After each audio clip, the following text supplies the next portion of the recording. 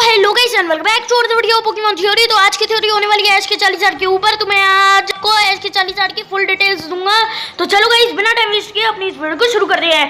तो पहले बात कर लेते हैं कि ऐश को 40,000 कैसे मिला। तो ऐश को 40,000 नहीं मिला था, उसका जो फर्स्ट एवोल्यूशन है चार्मेंडर उसको वो मिला था। और चार्मेंडर जो है ना वो पहले डेमियन का हुआ करता था, पर डेमियन ने ना उसको रिलीज कर दिया था और फिर चार्मेंडर ने अपना ट्रेनर जो है वो ऐश को चुना था। और फिर उसके बाद वो इवॉल्व हो गया था एक एग्जीक्यूटिव वाले एपिसोड में। और फिर वो इवॉल्व होने के बाद वो ऐश की बात बिल्कुल भी नहीं मानता था और 4 मिलियन जो है ना वो फिर इवॉल्व हो गया था, क्या कहते हैं उसमें एरोडेक्टल वाले एपिसोड में 40,000 में इवॉल्व हो गया था। तो ये तो बात रही कि 40,000 की। और फिर वो ऐश की बात कब मानने लगा था, वो ऐश की बात तब मानने लगा था जब उसका ऑरेंज आइलैंड वाले एक एपिसोड में पॉलीवेट से उसकी फाइट होती है।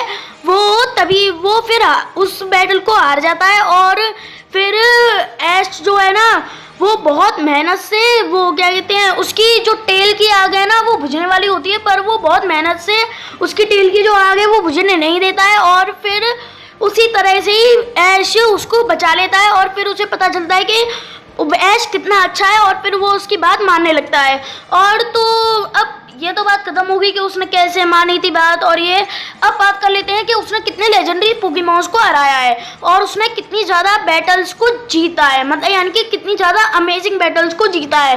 तो पहले हम बात कर लेते हैं कि उसने कितने लेजेंडरी पोकेमॉन्स को हराया है। तो उसने एक लेजेंडरी पोकेमॉन्स को हराया है, मतलब एक लेजेंडरी पोकेमॉन को हराया है जिसका नाम है आर्टिकुनो। और उसने गैरी के ब्लास्टॉइस को भी हराया है जिसमें बहुत ज़्यादा पावर है।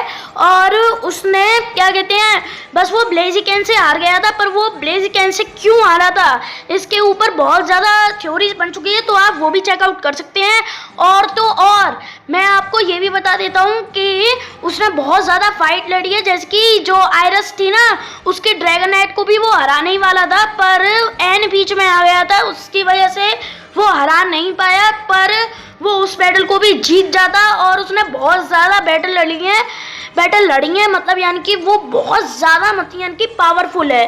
और तो ये तो बात हो गई कि वो उसने कितने लेजेंडरी पोकेमॉन्स को हराया और वो कितना ज़्यादा पावरफुल है। अब बात कर लेते हैं कि ऐश ने 40,000 को रिलीज कर दिया था, मतलब यानी कि उसने रिलीज नहीं किया था, थोड़े समय के लिए छोड़ दिया था उसने।